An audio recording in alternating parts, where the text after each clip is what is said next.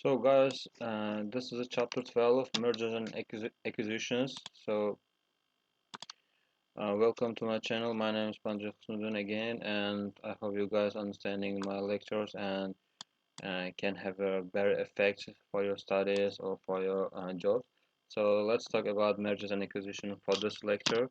And learning objectives for this lecture is that describing different types of mergers and acquisitions and describing how mergers and acquisition can create economic value when bidding and target firms share no economies of scope, and when bidding and target firms share economies of scope, why firms might engage in these strategies even when on average they don't create economic profits for bidding firms.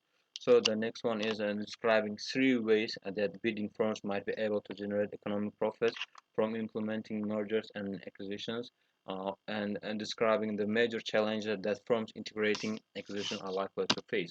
So in here, we already covered this strategic management process, mission objectives, external internal analysis, strategic choices, strategic implementation, competitive advantage. In here you guys have to pay attention that corporate level strategy, which business to enter. We cover vertical integration, diversification, mode of interest, strategic alliance, and now we're going to cover the mergers and acquisition. Because of that's in corporate level strategy, you guys have to take into account all the models and all the procedures of the strategic management process in order to get the sustained competitive advantage. Okay, so the next slide is a logic of corporate level strategy applies. Corporate level strategy should create value such that the value of the corporate whole increases, such that businesses forming the corporate whole are worth more than they would be under independent ownership. So, and that equity holders cannot create through portfolio investing. Mergers and acquisition defined. Mergers, two firms are combined on a relatively co-equal basis. Acquisitions, one firm buys another firm, and the words are often used interchangeably, even though they mean something very different. Merger sounds more amicable and less threatening. Mergers and parent stocks are usually retired and new stock issued. Name may be one of the parents or combinations of the firms or companies. One of the parents usually emerge as the dominant management, and acquisitions can be controlling share a majority or all of the target firm stock, can be friendly or hostile, usually done through a tender offer. So, and do mergers and acquisitions create value? So of course, the logic, unrelated mergers and acquisition activity. There would be no expectation of value creation due to the lack of synergies between businesses. There might be value creation due to efficiencies from an internal capital market, and there might be value creation due to the exploitation of a conglomerate discount and corporate raider who buys and restructure firms. As you can see in here, mergers and acquisition define types of mergers and acquisition activities, FTC categories, and that means related or unrelated, vertical, horizontal, product extension, pro market extension, and unrelated, it's a conglomerate. So vertical suppliers or customers, horizontal competitors, and product extension in the complementary products, complementary market, and everything else. So you guys are understanding, right? If you guys have any question, you are welcome to ask me in the comments. So the logic, the second one is related mergers and acquisition activity. Value creation would be expected due to synergies between divisions, economies of scope, economies of scale, transforming competencies, sharing infrastructure, and so on. And the third one is empirical evidence. The empirical evidence research is based on stock market reaction to the announcement of mergers and acquisition activity. This reflects the market's assessment of the expected value of the merger or acquisition. So these studies look at what happens to the price of both the acquired stock and the target stock. Thus, we can see who is capturing any expected value that may be created. In here, in the first slide of this acquisition create value, the empirical evidence and mergers and acquisition activity create value on average as follows. Acquiring firms no value created, and target firm value increased by about 25%. So related mergers and acquisition activity creates more value than unrelated mergers and acquisition activity.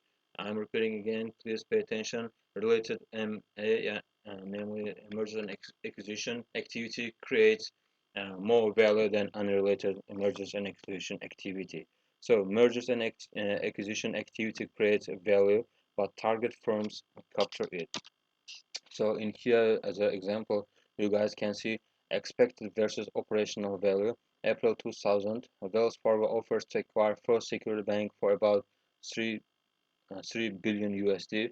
Expected at the deal, stock values were Wells Fargo for 3.69 USD for security, 15.58, 0.355 shares of WF for each share of FS stock. Wells Fargo down 0.25 to 39.50 for secured, up 1.19 to 13.38.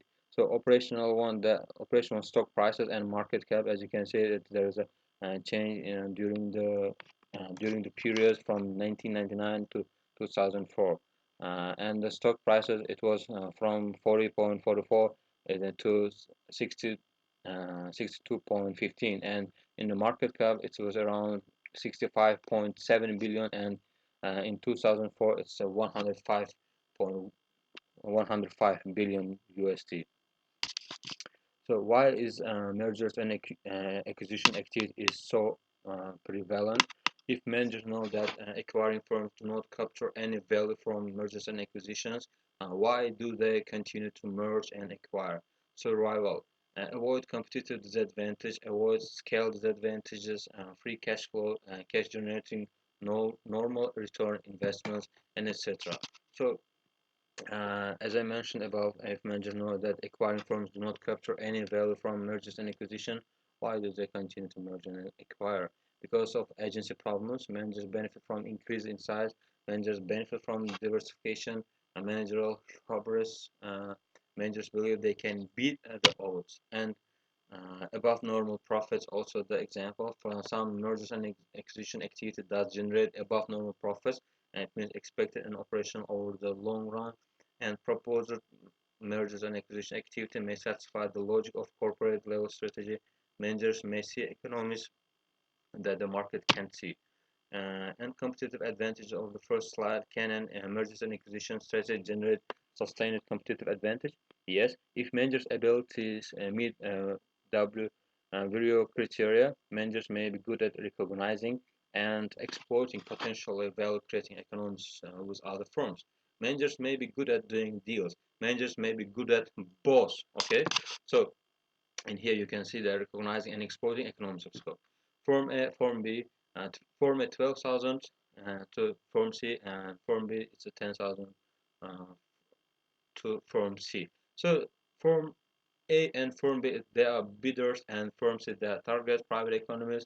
Form C's recognized value is 10,000 USD. Form C's value of 12,000 in Form C, Firm A can earn a profit of 2,000 only if the economy remains private. Okay, so the same situation here, but costly to imitate economies. If the economy between A and C is costly to imitate, it doesn't matter if other firms know. So firm A can still earn 2,000 USD profit. And in case of unexpected economies, firm A, as you can see, 10,000 divided 10,000, 12,000, and firm B 10,000 to firm C. So firm C has a market value of 10,000 USD. Firm A buys from C for 10,000 USD. Firm C turns out to be worth 12,000 USD. So doing the deal, bidding firms perspectives. So search for rare economies, limit information to other bidders, and limit information to the target, avoid bidding wars, close the deal quickly, seek thinly traded markets. Okay, and during the deal, the sixth one is a target firm's perspective, seeking information from bidders, invite other bidders to join in bidding contest, delay but do not stop the acquisition. So implementation issues, structure, control, and compensation. M&A activity requires responses to these issues. M form structure is typically used. Management controls and compensation policies are similar to those used in diversification strategies. Managers must decide on the level of integration. Target firm may remain somewhat autonomous, target firm may be completely integrated, and etc. So cultural differences, high levels of integration require greater cultural blending. Cultural blending may be a matter of combining elements of both cultures, essentially replacing one culture with other. Integration may be very costly, often unanticipated. The ability to integrate efficiently may be a source of competitive advantage. Okay. As a summary, I'm going to give you mergers and acquisition activity is a mode of entry for vertical integration and diversification strategies, which we have already covered in the earlier slides. I mean the not slide in the earlier lectures.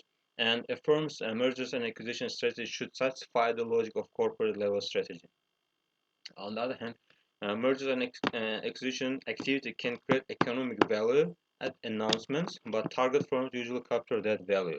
Okay, mergers and acquisition activity can create value over the long term for the acquiring firm.